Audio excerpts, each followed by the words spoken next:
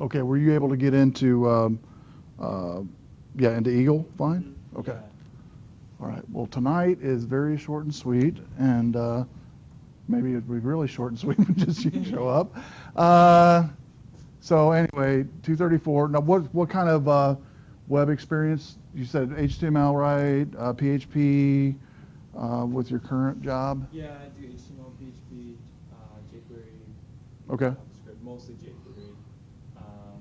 Done some MySQL stuff. I built AuxiliateRocker.com, Okay. which was like a custom comments engine, Okay. and auto posting to Facebook and Twitter. Right. But it wasn't based on objects. It was Right. on classes. Uh-huh. It was just a whole bunch of spitting out ifs and buts, Okay. and it All was right. nasty code. Right. Right. So as a WordPress developer, you can kind of get by. With I was going to ask you, do you use WordPress at where you're at now? Okay. platform. Sweet. Yeah. So I want to learn it. Yeah. Have a deeper understanding of it. Yeah, definitely. Yeah. Okay, well, let's go and get started. This is the front page. Only thing I have open up right now is the week one for now to get started, for everybody to get started. General course navigation helps. What this goes over basically is just the makeup of the modules for this. We're brand new to this semester using Canvas. And the way I've designed it is each module is 1 week, and each module also has a number of pages in it, and they must be completed before going to the next page. And a new module like next week, module week 2, can't be started until all of week 1's stuff's finished. Okay. But Where are you right now? How did you get to that? if you click on, let me go to, yeah, let me actually go to student view to where your screen looks exactly like mine because I'm still in instructor view. Okay. So course navigation helps right here. Okay. That's where I got the page I was looking at. Gotcha. And so you've completed a week's module. When you reach the you have completed this week's module page, which we'll go over tonight real quick. 3 main pages. You got home, announcements, and grades. If you click the back button on your browser, it'll take you back to the home page again. Then this is an RBC Eagle Canvas tutorial, which everybody's new to Canvas, so you might need that maybe, or you might not. Oh, sorry. Let me go over on this side. So you might need the RBC Canvas tutorial. You know what? I think that projector just died. Good. While it's starting up, you have it in front of you. So if you see where it says RBC Eagle tutorial, Canvas tutorial, that link, you don't need to click on it, but it takes you to a student tutorial basically. Okay. And then the one to the right's a syllabus. You don't need to click on that, but that's basically going to stay there. I'm going to be adding the rest of this week, the subsequent weeks after week 1. But if you click on the image, the MySQL PHP image, or week 1 start here, either one, it's going to take you to the very first page in the module, which goes over the makeup of the class, which the first 11 weeks is PHP exercises, which is, I just put in here as a reminder, there are what's called labs, and then there's going to be take home. The take home is the only part that you have to turn in, basically. And in addition, this third bullet, I've included some source code. At the bottom of everything I show you, you have source code to download. Okay. Now I am running the server off of at the house.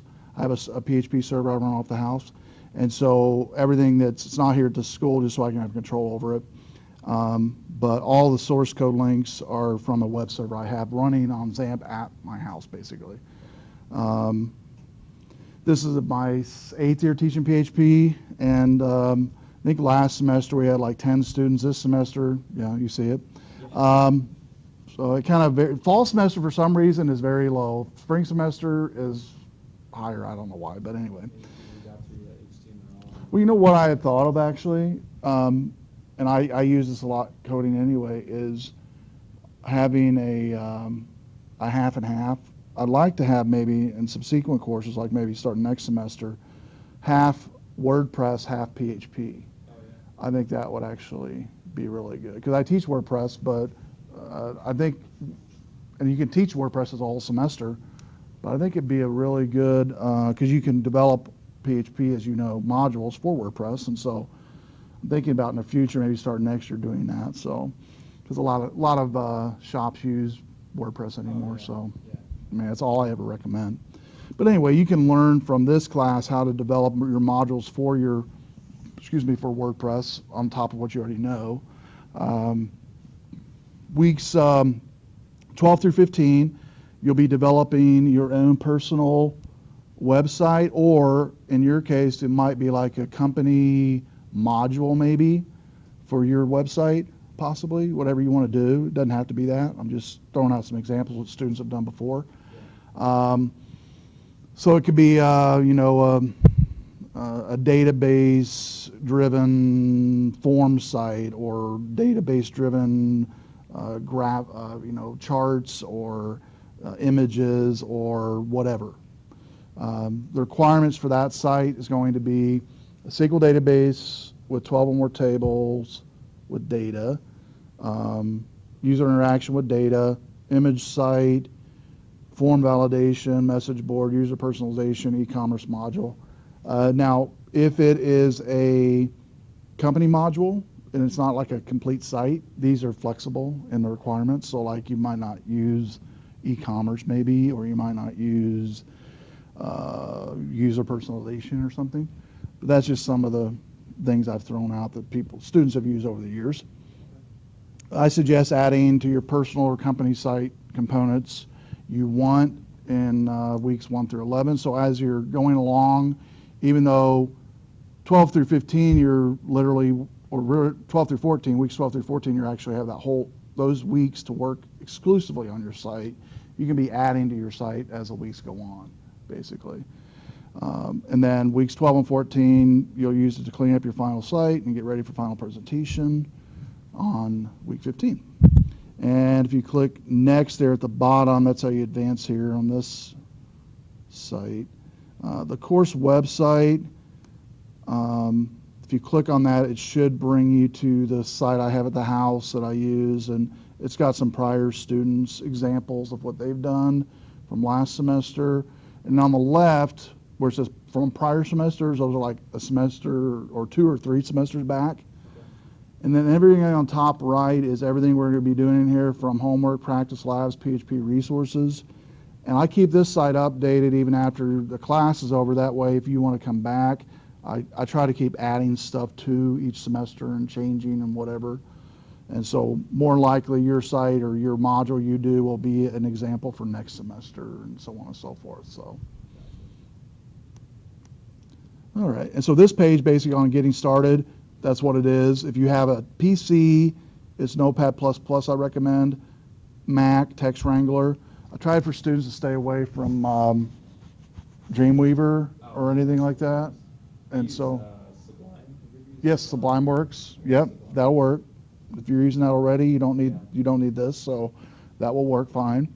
And then just bookmark stuff on number 2. Number 3, I got the rights for the book to where you can download the PDF, and so you don't need to purchase it anymore. So that saves you like $60-70 for that download. And then the book source code comes from the book. And then anything else you do find, I do recommend anything from Rocks Press that you go on rocks.com.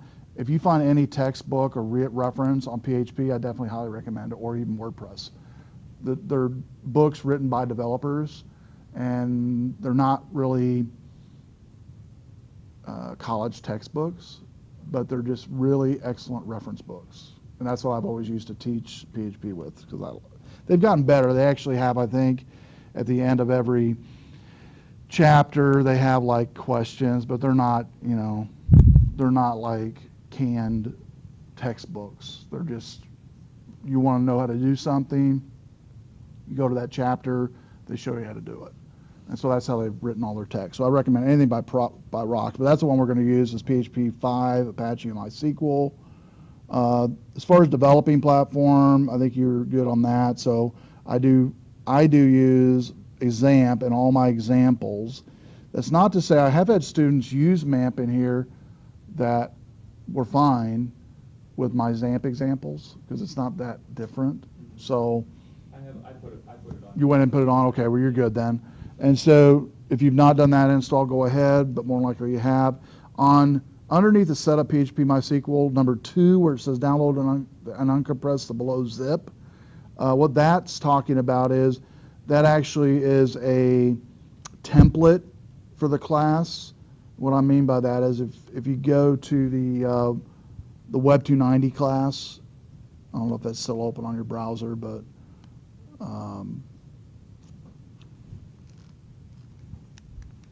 let's see if I can bring that up here.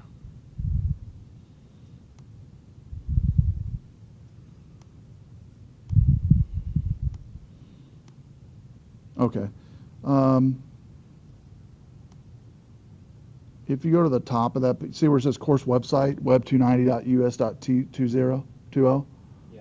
If you click on that again and go down to Melissa Francis on the right side, that's what the template gives you when you extract it into htdocs.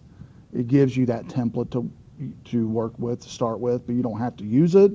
It's just a template basically for your labs and homework and stuff like that. So, but it's just something that I put in there that students have used over the years, and so it's just something to start with. But you've already done web design a lot, so you might want to build, in fact you do that this week starting anyway, your own little web wrapper around, because the only thing I need to see externally is the homework assignments, but not the labs that you do in here. Those aren't graded. I don't grade them. I do grade the homework, but not the labs. And so, but we'll go over that in just a second. And then subscribing to the course podcast through iTunes. I will be, what you're hearing tonight and listening to, well, you're not seeing it, but I guess you are now. It's going to be on iTunes, and so you'll be able to watch it later. I do have 2 or 3 podcasts I post that we don't have time to cover in the semester. It'll also be on iTunes, just extra stuff. It won't be anything that you'll have to turn in. It's just like extra material that we don't have time to cover in those 15 weeks. So throw it out there. As far as number 6, this is the local and external structure of what I give as an example of what you could have or should have for your structure, for your files. And so on the XAMPP install, it puts a htdocs folder out there. That's the root of your local development site. And I just put out here some examples of having a folder called homework, a folder called lab, a folder called final, and then in each one of those folders having the week numbers with those examples in there, just to kind of help you file structure-wise. You don't have to do it that way because this is just for you. I don't ever see that, but that's just what I recommend. But the external site, I have students use 00 Webhost. It's a free site. If you want to use another one, you can. That's a free site, or even maybe something you have already, you can. Especially with this small class, we can just do it however you want to do it. But 00 Webhost is a free PHP web host. And basically you upload to that site just your homework stuff every week. That's it. So week 1, week 2, week 3, so on and so forth, all the way down to the final. Now the front end of that, I do put an example here of Rob's the petro.limewebs.com. This is how he did his. Built the front end and then just put the week numbers on the left all the way down to the final site, something like that. Doesn't have to be anything fancy, just so I can see your work, because really I'm just wanting to see that you did what it said to do and you know how to do it, basically, all the way down to the final site. So something as easy as that, you don't need to spend a lot of time on that, because I want you to be able to really focus more on the final project and working doing that. Does that make sense? Yeah, absolutely. And then just click the next button, the About Me. You might have already filled that out. If you haven't, fill that out in the next week. It's fine. Just tell them a little bit about yourself. Click Next on that. Register a free web host. Again, I recommend 00 Web Host, but you can do another one if you want to. And when you, whatever web host you get, once you get the URL, just submit it here, what that URL is on this page. And to submit it, all you need to do is hit the reply button. You hit that reply, and when you click the reply link, you just paste your URL there and then submit it, and that's it. Next, discussion. Any issues you might have had with the XAMPP, let me know, because everybody's going to see this.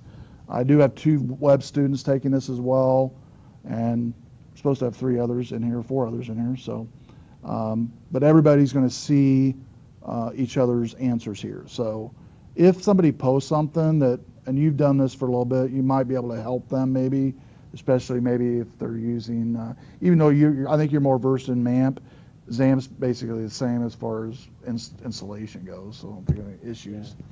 But some students, there might be times I don't catch it quick enough, but if you're on there and you see a question, you can go and answer it. So, that's no problem. I don't mind doing that. You guys helping each other.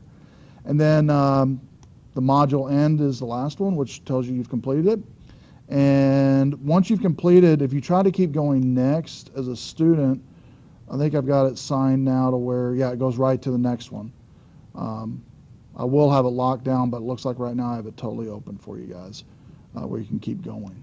And I don't mind actually for this class, as small as it is, to just keep going as far ahead as you want to go. I don't care, because the structure what I'm going to have in here is I will have about 30 minutes. We'll start at 7:30. We'll go to 8 starting next week of just pure examples. Here's what we're going over. Here's what you're learning this week. And then the rest of the time will be, since we're so small, you can either work in here or get out and go home and spend time with your wife. You know what I'm saying? So with the small class we have here, I'm thinking I could actually cover for you and whoever else shows up from 7:30 to 8. The bulk of what I want to show you, and then the rest of the time is open lab basically. Now there will be some weeks we'll go over just because of the content. We might go over to 8:15, 8:20, 8:25, something like that. But the latest is going to probably be an hour, so 8:30 will be the latest. But more than likely it's going to be around, on average probably 8:10, 8:15. I'm guessing I'll be done with my 45-minute spill of what we're going over that week and some examples, things you should know. And then, depending on, hopefully next week more people show up, we'll have, helping each other with any issues you might be having or whatever. I think, now did you install yours on your USB or on your computer? Or you're going to bring your computer each week? You'll just bring your Mac each week? Yeah. Cool. If you do that, you're good. The students that don't have Macs and install it on a USB drive that work from here and home, what they do is they run the XAMPP off that USB install, which works fine. But you don't do that, but I recommend the students to do that, to back up, and you can even do it on your Mac. I recommend about, once a day, at the end of your session of working on your stuff, or if you don't work on it every day, whatever day it is you work on your stuff for this class, at the end of that session, go ahead and zip together your whole XAMPP folder. That way you've got a backup of that, because, MAMP did this too. I know when I've worked with it, the install can get messed up or whatever. So if you have a continual backup that you can go back and say, okay, I messed up on something or it's not running right, you can go back to the last backup. And those backups only take a second or two to do. So that's what I recommend doing. And I use Dropbox a lot for everything now, and I recommend that even for in here, so you can actually store, say your Mac crashed totally, which could happen. If you had your backups stored on Dropbox.com, you'd have it there. That way, when you did restore your OS and your apps, you still have everything you had before. Because you don't want to get into say November, and you put 6 weeks on something really cool, and you're like, I've lost it all. I don't know how many students I've had that happen to. And so if you back it up, that's going to save you a lot of headaches. Trying to think of what else.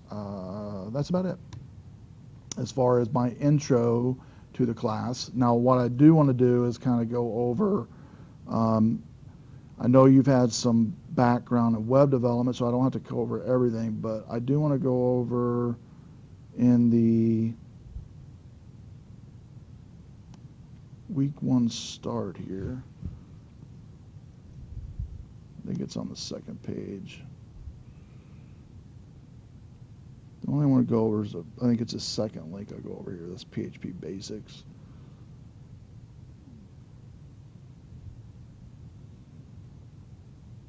Yeah, I just want to go over a couple things here, and we'll be done. You already know how PHP works. The only thing the reason I really love PHP and I really push it to developers to use, web developers to use, is because of its modular, how it's so modular and it can be used in so many different ways. And one of the things you'll learn this semester is that most students want to learn that they don't know maybe is how do I take, how do I use PHP in a production environment, to where my code can be reused over and over again, and not only that, but use databases, multiple different types of databases to aggregate data, because PHP is good for that as well. Because a lot of students coming into PHP think a misnomer about PHP in that they think it's kind of like a front-end developing platform. And it does some front-end stuff, but it's really powerful, though, behind the scenes, PHP is. And that's what I'll hopefully teach you this semester is ways you can aggregate data and pull data from any source you need to pull it from in a modular format, to where, say, you had a page for your work and you wanted 4 or 5 different modules, and each one of those modules had different data sources, and each data source you wanted that to be maybe one in a data grid, maybe one was in a like an Excel form type thing, maybe one might be in a real nice chart or something like that. So that's where I really like the modularization of PHP, which no other web language lets you do that. And so that's why it's still like 80% saturation in websites. And the other reason I like PHP is the versions of PHP change, but the language and the syntax pretty much stays the same. So it's kind of like Latin in that it's a dead language almost. It's not quite. It does evolve some over the years, but so what you learn and you use, you can reuse, say, 5 years from now, right? Regardless of what version of PHP you're in. Now, granted, there's going to be classes that probably change. I know they have over the years that you might have conflicts with, but overall, the longevity of it, I think, is really hopeful, especially, I think, with WordPress being around. And so that's why I like to see is students getting into WordPress, or at least using WordPress now, because the future of PHP, in my mind, is WordPress. That's where it's going. That's where all the developers work at now, or they're going to be working at, because most companies, if they're smart, are going to use a WordPress as a base template, and then either hire a programmer to build the modules they want, or a lot of the stuff they have out there is totally free they can get anyway, that, if they don't have something. But to make something really unique, you do need a PHP developer on site to do it, or hire it out. And so I've been doing PHP development for about 12 years now, and so I'm also into ASP.NET, not so much anymore as I used to be. Mostly it's PHP. iOS development is what I do for apps, mobile apps. And so PHP, though, works really well with mobile app development as well, as far as, developing a PHP site, and then more if you need to fit a mobile page. Really nice. Well, all the templates in WordPress now have the ability to make it a mobile type of template. And so I'll show you some tricks in PHP to where you can use PHP and JavaScript both, because I love JavaScript, and that's not going anywhere either. And so the one thing that's going by the wayside is Flash, for sure. But HTML5, PHP, and JavaScript is here to stay.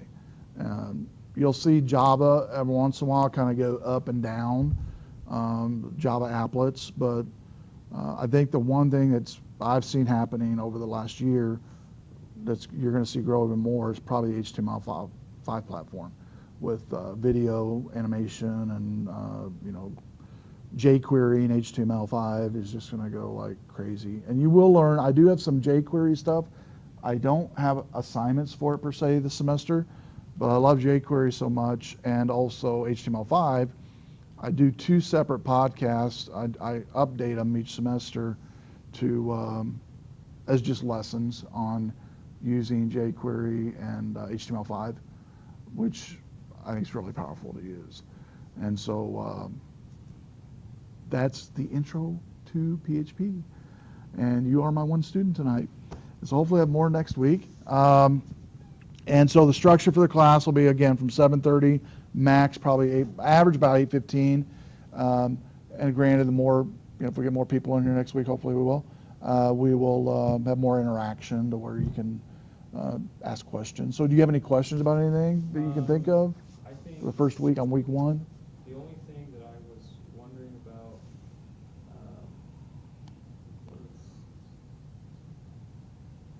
was launching XAMPP. Right. I installed it. Okay.